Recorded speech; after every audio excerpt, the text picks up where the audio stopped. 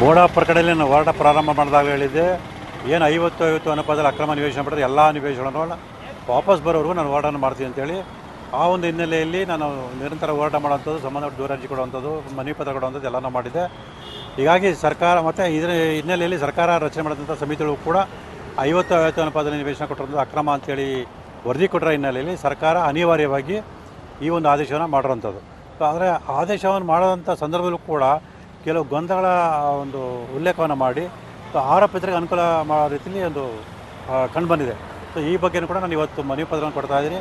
So ಏನಂತ ಹೇಳಿದ್ರೆ, ಯತೀಂದ್ರ ಸಿದ್ದರಾಮಯ್ಯ ಹೇಳ್ತಾರೆ 50-50 ಅನುಪಾತ ಕೊಟ್ಟಿರ್ತಕ್ಕಂಥ ನಿವೇಶನ ವಾಪಸ್ ಪಡ್ಕೊಳ್ತೀವಿ ಅಂತೇಳಿ. ಆದರೆ ಆದೇಶದಲ್ಲಿ 50-50 ಅನುಪಾತ ನಾವು ಉಲ್ಲೇಖ ಇಲ್ಲದೆ ಕೇವಲ ಬದಲಿ ನಿವೇಶನ ಅಂತ ಉಲ್ಲೇಖ ಇದೆ. ಹಾಗಾಗಿ ಆ ಒಂದು ತಪ್ಪನ್ನು ಸರಿಪಡಿಸಿ ಪರಿಷ್ಕೃತ ಆದೇಶ ಮಾಡಬೇಕು ಅಂತೇಳಿ ಇವತ್ತು ನಾನು ಒಂದು ಮನವಿ ಪತ್ರವನ್ನು ಕೂಡ ಕೊಡ್ತಾಯಿದ್ದೀನಿ. ಮತ್ತು ಮುಂದಿನ ದಿನಗಳಲ್ಲಿ ಅದೇ ನಿಟ್ಟಿನಲ್ಲಿ ಹೋರಾಟವನ್ನು ನಾನು ಮಾಡ್ತೀನಿ. 2023ಕ್ಕೂ ಮುಂಚೆ ನಡೆದಂಥ ನಿವೇಶನಗಳು ಅಂತ ಹೇಳಿದರೆ, ಮತ್ತು ಅಂಕಿಅಂಶಗಳನ್ನ ಬಿಡುಗಡೆ ಮಾಡಿದ್ದಾರೆ, ಇದ್ರ ಬಗ್ಗೆ ಸರ್ ಅದೇ ಅವರು ಎಷ್ಟರ ಮಟ್ಟಿಗೆ ಜಾಣ್ಮೆಯನ್ನು ತೋರಿಸಿರಂತಂದರೆ, 2023ಕ್ಕಿಂತ ಮುಂಚೆ ಸಿದ್ದರಾಮಯ್ಯರಿಗೆ ನಿವೇಶನ ಕೊಟ್ಟಿರುವಂಥದ್ದು, ಅದನ್ನು ಒಂದು ರಕ್ಷಣೆ ಮಾಡುವಂಥ ನಿಟ್ಟಿನಲ್ಲಿ ಅಥವಾ ಒಂದು ಏನಾದರೂ ಬೇರೆ ರೀತಿಯ ಒಂದು ಪ್ರಕ್ರಿಯೆ ನಡೆಸೋಕ್ಕೋಸ್ಕರ ಕೇವಲ 2023 ನಂತರದ ಒಂದು ಆದೇಶವನ್ನು ಮಾಡಿರತಕ್ಕದ್ದು. ಆದರೆ ಆ ವಿಚಾರದಲ್ಲೂ ಕೂಡ ಇವತ್ತು ಮನವಿ ಪತ್ರದಲ್ಲಿ ಸ್ಪಷ್ಟ ಉಲ್ಲೇಖ ಮಾಡ್ತಾಯಿದ್ದೀನಿ. 50-50 ಅನುಪಾತದಲ್ಲಿ ಯಾವಾಗ ನಿವೇಶನ ಕೊಟ್ಟರೆ ಎಲ್ಲ ನಿವೇಶನ ರದ್ದುಪಡಿಸೋದಕ್ಕೆ ಒಂದು ಒತ್ತಡ ಆಗ್ತಾಯಿದೆ.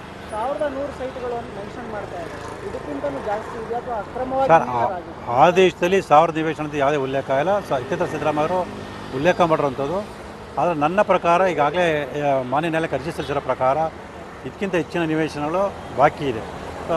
ನನ್ನ ಅಂದಾಜು ಪ್ರಕಾರ 5,000 ಕೋಟಿ ಮೌಲ್ಯ ಬಾಳಂಥ ನಿವೇಶನಗಳು ಇರೋದ್ರಿಂದ ಈಗ ಸಿದ್ದರಾಮಯ್ಯ ಮಾಹಿತಿ ಪ್ರಕಾರ 2,000 ಕೋಟಿ ನಿವೇಶನಗಳು ವಶಪಡಿಸ್ಕೊಳ್ಳೋಂಥ ಒಂದು ಆದೇಶ ಮಾಡಿರೋದ್ರಿಂದ ಇನ್ನೂ ಸುಮಾರು 2,000-3,000 ಕೋಟಿ ಬೆಲೆ ಬಾಳುವಂಥ ನಿವೇಶನಗಳು ವಾಪಸ್ ಬರೋ ಎಲ್ಲ ಸಾಧ್ಯತೆ ಇದೆ.